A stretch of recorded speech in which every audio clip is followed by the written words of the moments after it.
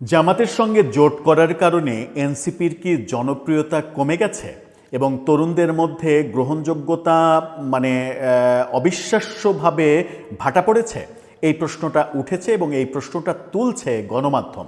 প্রশ্ন যখন তুলছে গণমাধ্যম, বাংলাদেশের গণমাধ্যম এই প্রশ্ন তুলছে, তখন আবার ভারতীয় গণমাধ্যম বলছে এনসিপিতে পদত্যাগের সিরিয়াল পড়েছে এবং এখন পর্যন্ত ১৩ জন পদত্যাগ করেছে, ১৩ জন শীর্ষ নেতা পদত্যাগ করেছেন এবং এই পদত্যাগের সংখ্যা ৩০ পেরিয়ে যাবে। এটা এই নির্বাচনের আগেই সেটা ঘটবে এরকমটা বলছে ভারতীয় গণমাধ্যম নর্থ ইস্ট নিউজ। বাংলাদেশের গণমাধ্যম বলছে জামাতের সঙ্গে জোট করার কারণে তরুণদের মধ্যে এনসিপির গ্রহণযোগ্যতা ব্যাপক হারে কমে গেছে। আদৌ কি দুটা সত্য? চলুন গণমাধ্যমে কিভাবে এই খবরগুলো উপস্থাপিত হচ্ছে একটু বুঝে দেখি তারা কি বলতে চাইছে, এনসিপির বাস্তবতা আদতেই সেরকম কিনা। থাকবেন পলিটিক্স টিভির নিয়মিত আয়োজনে।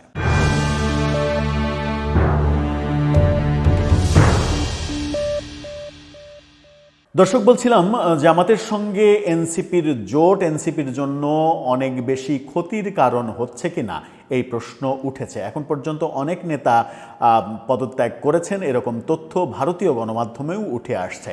বাংলাদেশের গণমাধ্যম বলছে এনসিপির জনপ্রিয়তা কমে গেছে। ভারতীয় গণমাধ্যম নর্থ ইস্ট নিউজ তারা বলছে, তাদের শিরোনামটা দেখে নিন, তাদের একটা মিছিলের ছবি দিয়ে তারা বলছে 13 NCP leaders quit over alliance with Jamaat-e Islami ahead of Bangladesh polls. অর্থাৎ নির্বাচনের আগে জামাত ইসলামীর সাথে জোটের কারণে ১৩ জন এনসিপি নেতা পদত্যাগ করেছেন।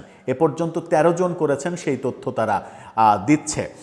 আগে তাদের খবরটা একটু জেনে নিই, তারপরে তরুণদের মাঝে কি হচ্ছে সেই ব্যাপারে যাব।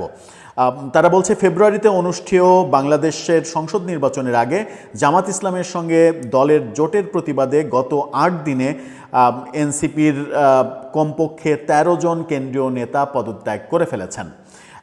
বাংলাদেশ ভিত্তিক সংবাদ পোর্টাল দ্য বিজনেস স্ট্যান্ডার্ড এই তথ্য আজকে জানিয়েছে, তাদেরকে উদ্ধৃতি দিয়েছে নর্থ ইস্ট নিউজ। সেখানে বলছে জোটের বিরোধিতা করার পাশাপাশি নেতারা দলের অভ্যন্তরীণ কার্যকারিতা নিয়ে ব্যাপক উদ্বেগ প্রকাশ করেছেন, যার মধ্যে সিদ্ধান্ত গ্রহণের স্বচ্ছতার অভাব এবং রাজনৈতিক আপোষের অভিযোগও রয়েছে। অর্থাৎ এনসিপি এক ধরনের আপোষের রাজনীতি করছে, সেই অভিযোগ নেতারা করছেন যারা পদত্যাগ করেছেন। অভ্যন্তরীণ বিরোধিতা সত্ত্বেও জামাত ইসলামীর প্রধান শফিকুর রহমান গত সপ্তাহে ঢাকায় জাতীয় প্রেস ক্লাবে আয়োজিত সংবাদ সম্মেলনে আনুষ্ঠানিকভাবে এনসিপির সঙ্গে জোটের ঘোষণা দেন। আনুষ্ঠানিক ঘোষণার আগেই এনসিপির কমপক্ষে ৩০ জন নেতা প্রস্তাবিত জোটের বিরোধিতা করে দলের আহ্বায়ককে চিঠি দেন। এই স্মারকলিপিতে স্বাক্ষরকারী প্রথম এনসিপির যুগ্ম সদস্য সচিব মুশফিকুস সালেহীন বলেছেন, জুলাইয়ের বিদ্রোহ এবং দলীয় মূল্যবোধের জবাবদিহিতার আলোকে সম্ভাব্য জোটের প্রতি নীতিগত আপত্তি শীর্ষক নথিতে অংশীদারিত্ব সম্পর্কে গুরুতর উদ্বেগের কথা তুলে ধরা হয়েছে। ২৫ ডিসেম্বর প্রথম বড় পদত্যাগের ঘটনা ঘটে, যখন জোটের আলোচনা শুরু হওয়ার সাথে সাথে যুগ্ম সদস্য সচিব এবং চট্টগ্রাম ১৬ আসনের জন্য দলের মনোনীত প্রার্থী মীর আরশাদুল হক পদত্যাগ করেন। প্রথম পদত্যাগ করেন মীর আরশাদুল হক। ২ দিন পর তাসনিম জারা তার যুগ্ম সদস্য সচিব পদ থেকে পদত্যাগ করেন। সোশ্যাল মিডিয়ায় ঘোষণা করেন যে তিনি কোনো দল বা জোটের প্রতিনিধিত্ব না করে স্বতন্ত্র নির্বাচনে প্রতিদ্বন্দ্বিতা করবেন। একদিন পর এনসিপির যুগ্ম আহ্বায়ক তাসনুবা জাবিনও সোশ্যাল মিডিয়ায় একটি পোস্টের মাধ্যমে পদত্যাগের সিদ্ধান্ত জানান। তিনি ঢাকা ১৭ আসনের জন্য দলীয় প্রার্থী হিসেবে মনোনীত ছিলেন এবং সেই সময় সক্রিয়ভাবে প্রচারণাও চালাচ্ছিলেন নির্বাচনের জন্য। পদত্যাগ করা অন্যান্য নেতাদের যারা রয়েছে তাদের নাম বলছে নর্থ ইস্ট নিউজ: আজাদ খান ভাসানী, যেটা মাওলানা আব্দুল হামিদ খান ভাসানীর নাতি, আরিফ সোহেল, খালেদ সাইফুল্লাহ, মুশফিকুস সালেহীন, খান মোরসালিন, ফরহাদ আলম ভূঁইয়া, আলামিন আহমেদ টুটুল, আসিফ মোস্তফা জামাল, মীর হাবিব আল মঞ্জুর এবং ওয়াহিদুজ্জামান। এরা কিন্তু সবাই এনসিপির শীর্ষ পর্যায়ের নেতা। ভিন্নমত পোষণকারী নেতাদের জমা দেওয়া স্মারকলিপিতে জামাত ইসলামীর বিতর্কিত রাজনৈতিক ইতিহাস, বিশেষ করে বাংলাদেশের স্বাধীনতার বিরোধিতা এবং ১৯৭১ সালের মুক্তিযুদ্ধের সময় গণহত্যা ও যুদ্ধাপরাধের অভিযোগ তুলে ধরেছেন তারা। নেতারা যুক্তি দেন এগুলো বাংলাদেশের গণতান্ত্রিক মূল্যবোধ এবং এনসিপির প্রতিষ্ঠাকালীন নীতির সঙ্গে মৌলিকভাবে অসঙ্গতিপূর্ণ। অর্থাৎ এনসিপি যে আদর্শের উপরে তৈরি হয়েছিল সেই মৌলিক জায়গাতেই আঘাত করে এই জোট, সেই অভিযোগ তারা করছেন। স্মারকলিপিতে আরও অভিযোগ করা হয়েছে যে জামাতের ছাত্র সংগঠন ইসলামী ছাত্র শিবির সাম্প্রতিক বছরগুলোতে অন্যান্য রাজনৈতিক দলগুলোতে অনুপ্রবেশ ও নাশকতা করেছে। অভিযোগ করা হয়েছে যে তারা ভুল তথ্য ছড়িয়ে দিচ্ছে এবং বিভিন্ন ঘটনায় এনসিপিকে জড়িত করারও চেষ্টা করছে। অর্থাৎ ছাত্র শিবিরের এনসিপি বিরোধী সোশ্যাল মাধ্যমে অ্যাক্টিভিটিস নিয়েও তারা কথা বলেছেন। রাজনৈতিক পরিণতির ব্যাপারে সতর্ক করেছেন তারা বলেছেন এই জোট এনসিপির বিশ্বাসযোগ্যতা ক্ষুণ্ণ করার এবং জনসাধারণের আস্থা নষ্ট করার ঝুঁকি তৈরি করবে, বিশেষ করে তরুণ সমর্থক এবং নাগরিকদের মধ্যে যারা একটি নতুন রাজনৈতিক বিকল্পের প্রতিশ্রুতির পেছনে সমবেত হয়েছিল। অর্থাৎ তরুণ সম্প্রদায় যারা একটা নতুন বন্দোবস্তের আশায় এখানে সমবেত হয়েছিল তারা হতাশ হবে, তারা এই দলে আর থাকবে না। এই কথা দিয়ে যখন নর্থ ইস্ট নিউজ খবরটা শেষ করছে সেখান থেকেই শুরু করেছে বাংলাদেশের গণমাধ্যম আজকের পত্রিকা। আজকের পত্রিকার শিরোনামটা দেখুন। আজকের পত্রিকা বলছে ভোটের রাজনীতি, জোটের পর তরুণদের আস্থা হারাচ্ছে এনসিপি। অর্থাৎ তারা তাদের এই রিপোর্টে সরাসরি বলে দিয়েছে যে জামাতের সঙ্গে জোটের কারণে তরুণদের আস্থা হারিয়ে ফেলেছে এনসিপি। যে তরুণরাই তাদের প্রধান ভরসা ছিল সেই তরুণদের আস্থা যদি হারিয়ে ফেলে তাহলে বুড়াদের ভোট তো আর তারা পাবে না। এবং এই ঘটনার পাশাপাশি একটা ঘটনা ঘটেছে, একটা আলোচনা হচ্ছে, সেটা হচ্ছে যে কেউ কেউ বলছেন আগামী নির্বাচনে জামাতের আওয়ামী লীগের অনেক ভোট পাওয়ার সম্ভাবনা ছিল। এনসিপির সঙ্গে জোট করার কারণে জামাত আওয়ামী লীগের ভোটগুলো হারালো।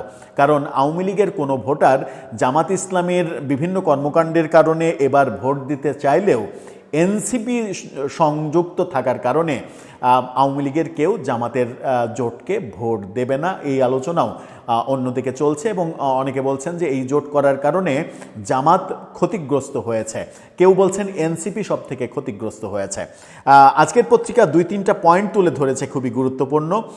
সেখানে বলছে পদত্যাগের তালিকা দীর্ঘ হচ্ছে, পদত্যাগকারীদের ফেরাতে বৈঠকের চেষ্টা করছে এনসিপি, মানে ভেতরে ভেতরে চেষ্টা করছে তারা যেন তারা আবার দলে ফেরত আসে।